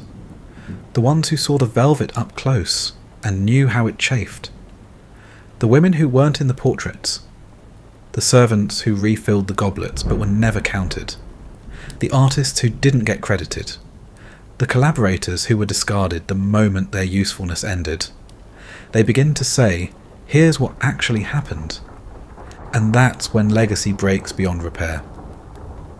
Philip the Good had believed, devoutly, that his own myth would last longer than his enemies, longer than famine, longer than the cold politics of Europe. He invested in art, literature, pious endowments, gilded vaults of memory. But when Burgundy fell, the record changed hands. And once it did, the revisions began. Scribes once afraid of speaking plainly began describing the waste, the cruelty, the hollowness of a court obsessed with self-worship. Monks quietly noted the immoral lives of their patrons. Burgundian cities that had once been forced to sing his praises began recording their tax burdens, their forced compliance, their unrest. The myth wasn't just challenged, it was inverted. Philip the Good became Philip the Excessive, a man who bought loyalty and mistook it for love, a sovereign who wore the performance of virtue while practicing exploitation. His name remained, yes, but so did the aftertaste. The story of Burgundy was no longer the story he had designed, it was the story others had survived. And this is exactly what is happening now. Diddy's world, once saturated with applause and acclaim, is being rewritten by people who were never handed the mic. Former artists, women, employees, producers, background players. They're not analysing his albums. They're recounting what happened between the songs. In the studios, in the cars, in the homes, in the hotels, behind the branding. And for the first time in his career, his voice is no longer the loudest in the room. This redistribution of narrative power is irreversible, because memory once shared multiplies. And the more these stories emerge, the less relevant the official version becomes. The empire built around Diddy was engineered for control. He decided what was seen, what was said, what was shared. But no matter how large the team, no matter how tight the contracts, no matter how choreographed the vibe, you cannot indefinitely manage the memory of people who lived in the cracks of your myth. Especially not now. In Philip's day, it took decades for the truth to circulate. Generations sometimes. But today, it takes seconds. A tweet. A clip. A statement recorded on a phone. A survivor who no longer whispers, but speaks, and is heard. And when those voices accumulate, the narrative reaches escape velocity. It no longer belongs to the media handlers. It no longer answers to the myth makers. It answers to those who remember. That's why no amount of PR spin will restore the empire. Not for Philip, not for Diddy. Because the empire never actually existed the way they imagined it. It was a reflection. And reflections don't hold weight. Philip's version of history included feast menus and Latin inscriptions. But no one remembers those. What they remember now are the silences in the records, the contradictions, the gaps that only make sense when you listen to the people he excluded. People who, centuries later, still leave footnotes that contradict the Master Scroll. Diddy's discography, for all its cultural weight, is entering the same process. Already, listeners are rehearing the lyrics, watching the old interviews, scanning old photographs with new eyes. And what once felt triumphant now feels strategic. What once seemed like celebration now echoes like deflection. Because memory isn't passive, it updates. And now it's updating in real time. What makes this moment especially powerful, and dangerous for the myth, is that it's being shaped bottom up.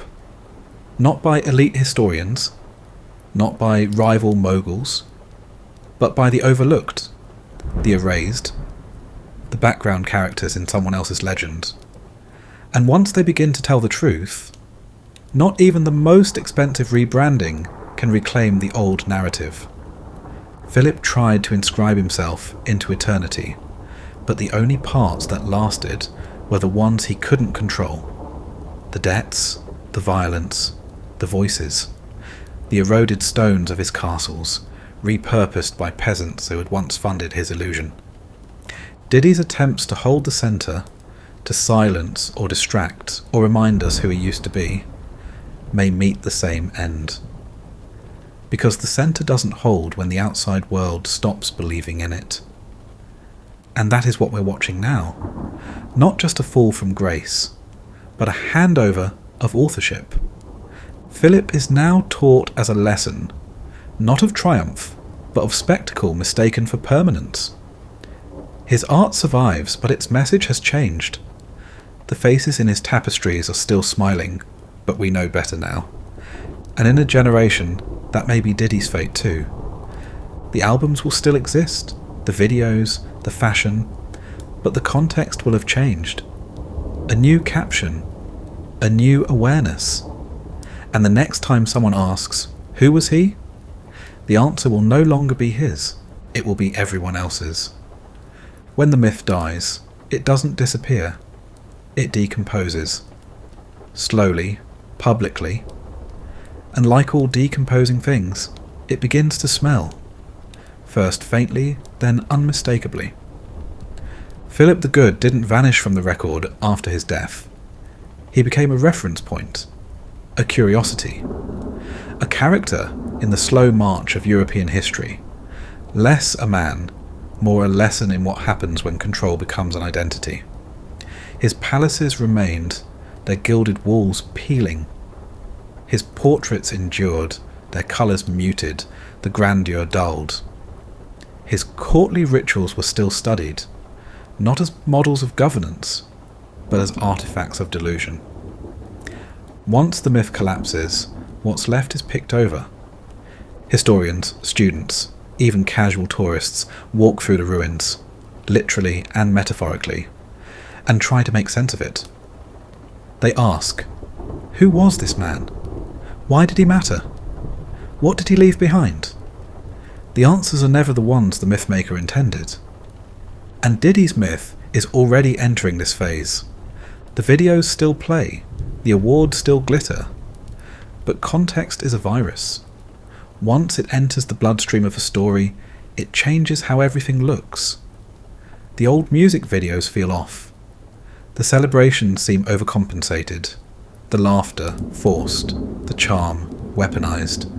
The legacy, once unquestioned, is now a landscape of footnotes, caveats, and uneasy glances. This is the true afterlife of power, not adoration, but examination.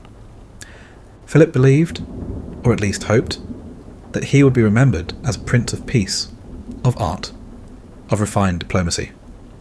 And for a brief window, he was. But then came the documents, the tax ledgers, the first-hand reports, the scraps of letters. They painted a different picture. A man obsessed with aesthetics, addicted to flattery, pathologically afraid of losing control. The result? His name lived on, but not on his terms. The same transformation is happening now. Diddy's name is still everywhere, but the tone has shifted. Interviews with former associates aren't framed as tributes anymore. They're framed as testimonies. The headlines no longer ask, how did he do it? But what was really going on? The myth is now a crime scene, and in the aftermath what remains is not the empire. It's the residue, the unanswered questions, the contradictions, the splinters of power that get swept into museum exhibits, classroom syllabi, and late-night think pieces. Future audiences won't marvel at the opulence. They'll dissect it. They'll ask, what were we applauding? And what did we miss while we were clapping? Philip's tapestries still exist. His architecture, what little survives, is catalogued and studied. But they are not revered. They are not symbols of greatness. They are relics of spectacle, of the risks of narcissistic rule, of the seduction of pageantry without substance. Diddy's legacy may face a parallel curation.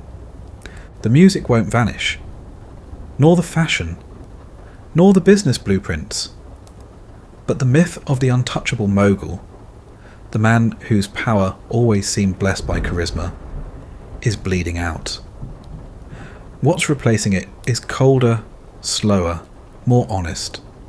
A reconstruction, a post-mortem, a museum plaque that reads in effect, he built something dazzling, but not something good. That's the difference history makes, because history, unlike branding, has no incentive to protect your feelings. Once the myth dies, it is stripped, studied, mounted on the wall, not in honour, but in dissection. Philip wanted to be a god among dukes. He ended up a lesson in excess. The Order of the Golden Fleece, once his pride, now feels absurdly ironic. A club of honour forged by a man who manipulated loyalty like currency. Diddy's most lasting contribution may be the same, a syllabus case, a documentary arc.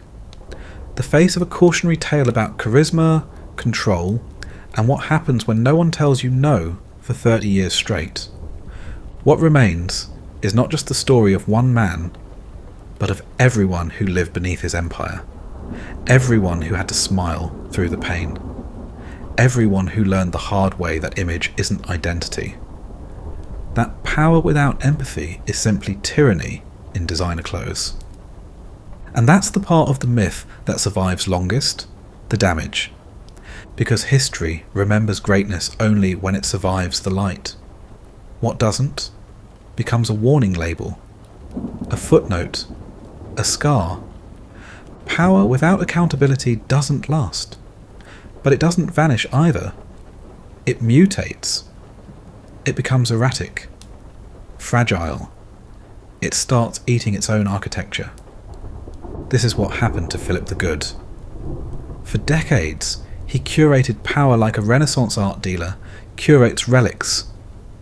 Everything was polished, framed, controlled. He appointed loyalists, showered them with gifts, silenced them with pensions, bound them with oaths. But in the absence of accountability, that network of power began to turn inward. Loyalty bred paranoia. Silence invited corruption. Favoritism choked competence. And when the cracks formed, they were internal. Quiet at first, then devastating. The final years of Philip's reign were filled with contradictions. His court was still rich, but debt had begun to mount. His nobles were still dressed in furs, but unrest festered in the cities. His military was large, but strategically hollow. A parade army, not a force built for sustained war. And his heir, Charles, had inherited not a stable kingdom, but a Baroque illusion bloated on prestige and entitlement. The myth had backfired. It no longer hid the instability. It magnified it. This is exactly what we're seeing now with Diddy's empire. The power he built, in music, fashion, liquor, media, was immense. But it was centralised, insulated, and highly performative. It wasn't designed to grow without him. It wasn't designed to be questioned. And so, it calcified. Employees didn't raise red flags. Collaborators didn't complain. Journalists didn't dig. Everyone played along, until they didn't. And now that the silence is broken, the internal rot is impossible to ignore. Because that's the cost of unchecked power. It never evolves. It repeats. It doubles down. And eventually, it self-destructs. Philip had so thoroughly conflated image with stability that when crisis came, his court didn't know how to function. Advisors feared giving bad news. Ministers parroted his thinking. And when Charles took the throne, he inherited confidence without wisdom. He was bold, yes, but blind. And it was Philip who made him that way. Diddy may be facing the same tragic inheritance, not through a literal heir, but through the system he built. A generation of artists trained not to challenge the label. A culture taught to revere branding over truth. An infrastructure that prized output, control, and myth-making above sustainability, safety, and integrity. And like Burgundy under Charles, the system is showing strain. Lawsuits are only the beginning. The business world is skittish. Collaborators are disappearing. Old allies are distancing themselves. Venture partners are re-evaluating their exposure.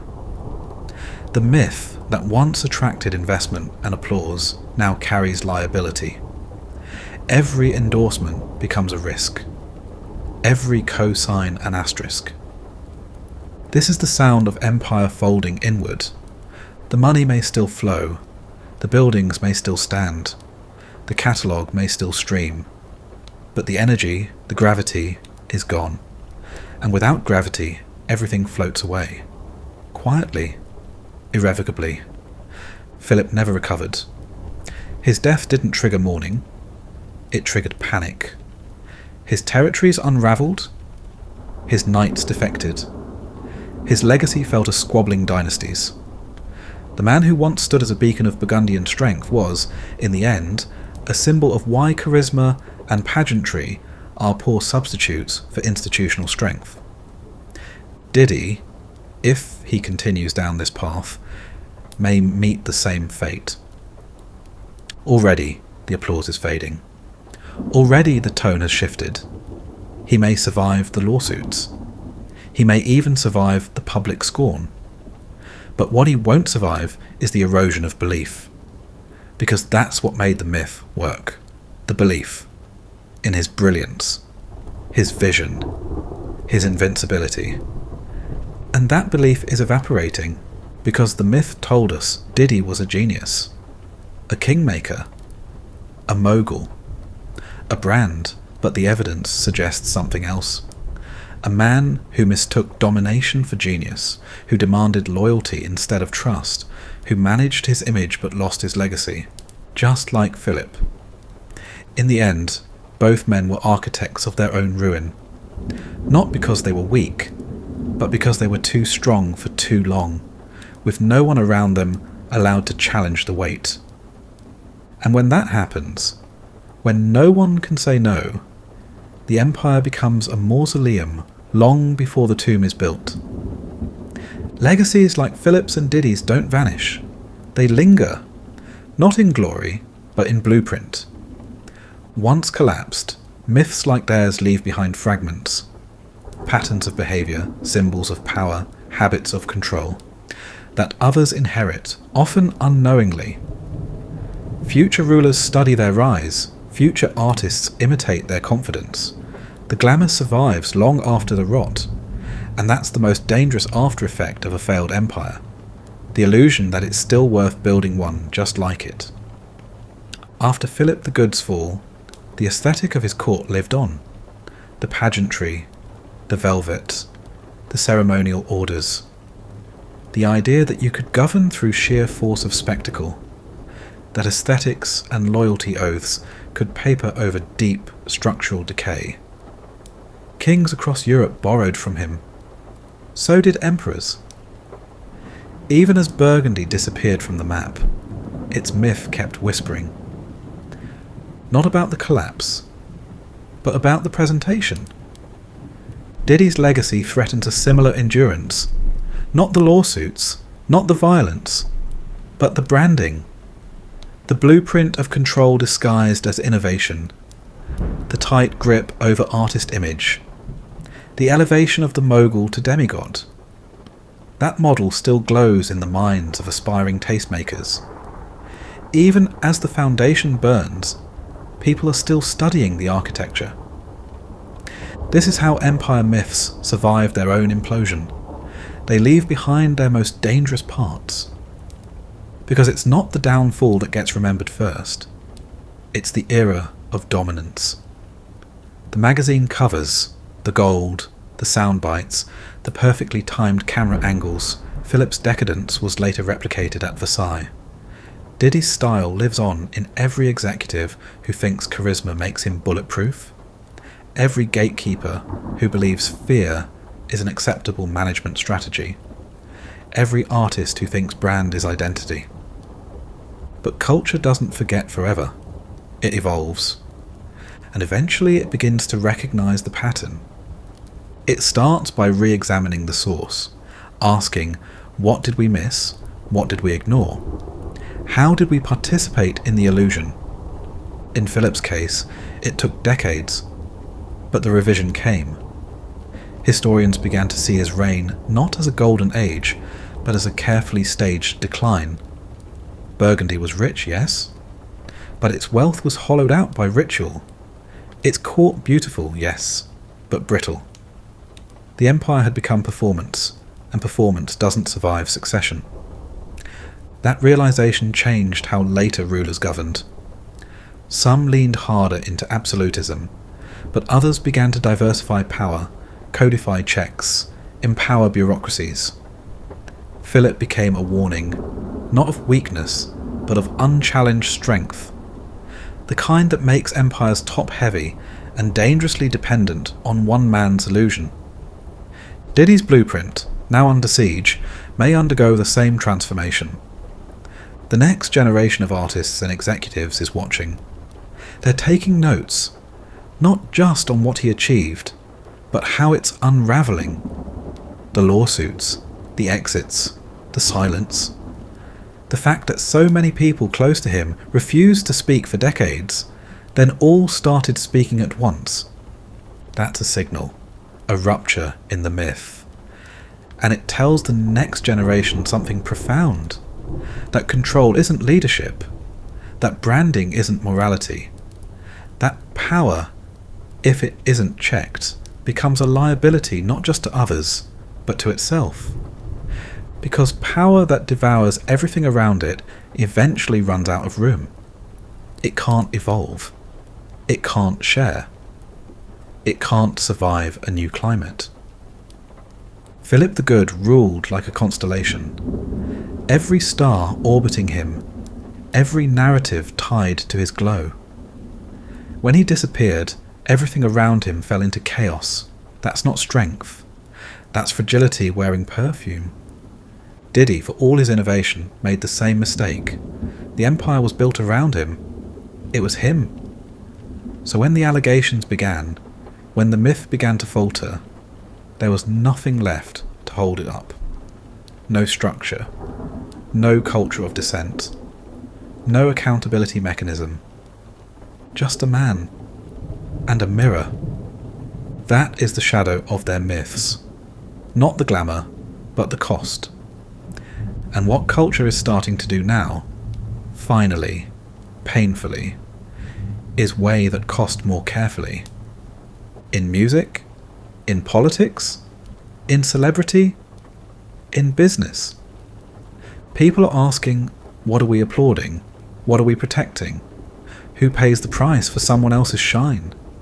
Because every empire, like Philip's and Diddy's, teaches the same hidden lesson. Someone always pays. In silence. In labour. In fear. In time stolen and voices erased. And when those costs come due, they're paid not just by the empire, but by everyone who believed in it. The collapse of a myth doesn't leave a void. It leaves compost. Rotting spectacle becomes fertile ground. Not for new illusions, but for awareness.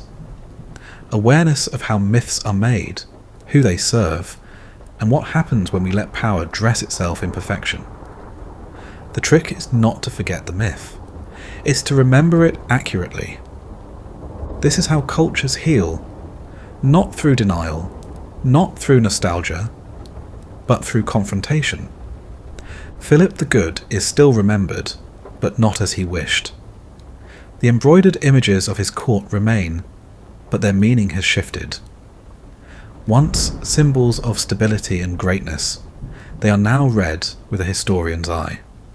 Each feathered hat and gilded boot tells a deeper truth.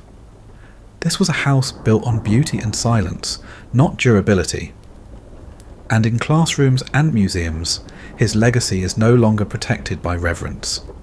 It's dissected with clinical precision. That's the cultural digestion process. And Diddy's myth is already in its first stages. His name is still in lights, but now they flicker. Once he symbolized the dream. Hustle, power, reinvention. Now he's becoming a symbol of something else. The warning. The blind spot.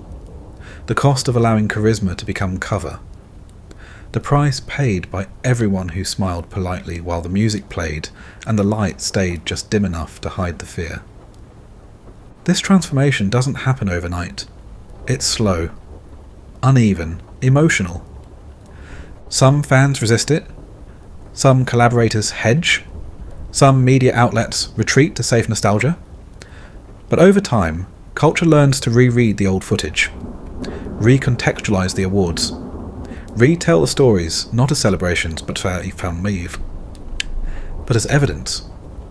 Artifacts of how power looked when it thought it would never answer for anything. Philip's tapestries still hang in cathedrals, but visitors now ask, who made these? Who paid for them? Who died so this could be sewn? Diddy's discography still spins, but listeners now wonder, what was happening behind the scenes? Who wasn't credited? Who was controlled? This is the cultural immune system at work, identifying what was once aspirational and asking at whose expense. It's not cancel culture, it's context culture. And it is the only real cure for myths built on domination. Because culture doesn't heal by erasing icons. It heals by studying them, by dragging their shadows into daylight, by putting the illusion under glass and saying, this is what we once worshipped, and this is what it cost us. Philip's myth has been processed. It's now a lesson. His name is no longer a guarantee of glory, but a case study in over-reliance on image. The very tools he used to control perception, art, fashion, religious ritual, are now used to reveal the truth he tried to bury. Diddy's myth is heading there. Slowly, reluctantly, but inevitably. The courts will have their say. The lawsuits will resolve, or won't. But the cultural verdict is larger, slower, and much harder to appeal. Because it's being written not by lawyers or executives, but by the public. By the people who lived under his influence. By those who finally found their voice when his control faltered. And that verdict won't be written in headlines. It will live in tone, in interpretation, in how the next generation says his name, not with awe, but with a question mark. Culture, once burned, becomes harder to fool. After Philip, courts became more wary of spectacle. They started looking past the robes and feasts. They built bureaucracies, checks and balances. They learned. And now, after Diddy, after all the curated dominance, the image curation, the myth of mogul as messiah, culture may finally be asking better questions about what real leadership looks like, what power should feel like, what kind of empire is worth building, and most of all, who gets to tell the story? Because the next empire, if it's to last, cannot be built around a single man and his image. It must be built around truth, around accountability, around a culture that doesn't require collapse to recognise abuse. Philip didn't understand that. Diddy didn't either. But maybe the rest of us will. The greatest empires often begin with a simple need, to be seen, not just noticed, but recognised, validated, revered. It's rarely about governance, or legacy, or even wealth. It's about control. Control over how the world perceives you, and by extension, how you perceive yourself. Philip the Good didn't build Burgundy's cultural empire out of duty. He did it because he couldn't tolerate being ordinary. He was the son of a murdered duke, a man born into a world of instability, raised in the shadow of his father's blood, and determined that his own story would never be written by another man's hand. He wanted to be unquestionable, not just respected, immortalized. And so he began curating his image, his court, his rituals, his memory. The narrative wasn't just a political tool, it was therapy, armour, a way to avoid the void at the centre of all power, the fear that none of it is real unless someone believes it. Diddy's origin myth isn't so different. He came from the margins, rose through the ranks of an industry that eats its own, transformed himself into a symbol of success, of cool, of capital. But under the swagger, the carefully lit brand activations and the jaw-clenching insistence that he was the culture, lay the same quiet terror. What if I disappear? So he built an empire around visibility. He controlled the frame, the sound, the light. He made sure there was always an audience, always applause. And when applause faltered, he threw a bigger party. When rumours surfaced, he changed his name. When silence threatened, he bought a louder stage. This is the psychological trap of the mythmaker. What begins as image management becomes identity replacement. the man and the myth fuse. And once they do, the myth can't be questioned, because to question it is to threaten the only self that still exists. Philip couldn't bear scrutiny.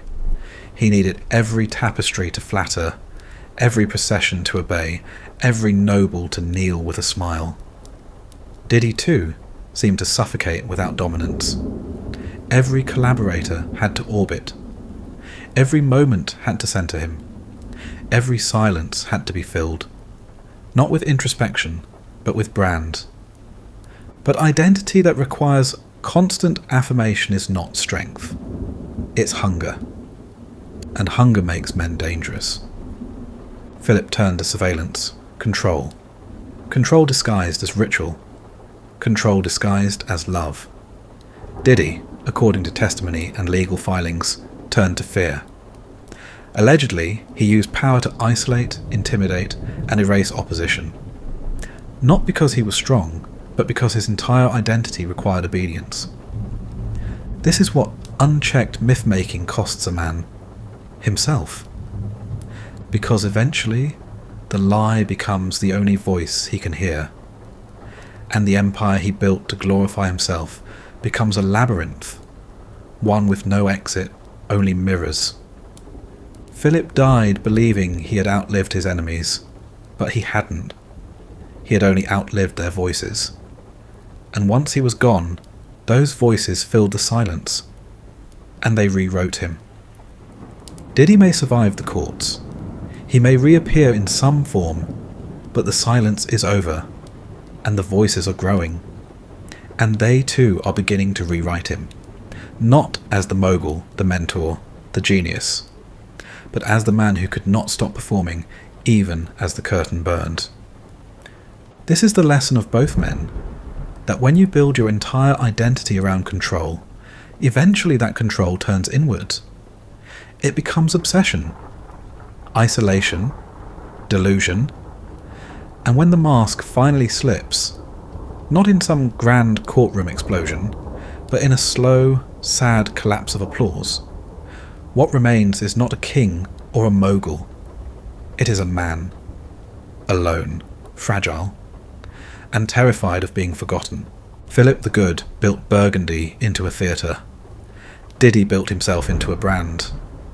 Both ruled through spectacle, seduced through narrative, and destroyed the very worlds they curated by refusing to share the stage. And in the end, both were remembered not for what they built, but for what they buried. The myth will always dazzle, but the truth will always outlive it.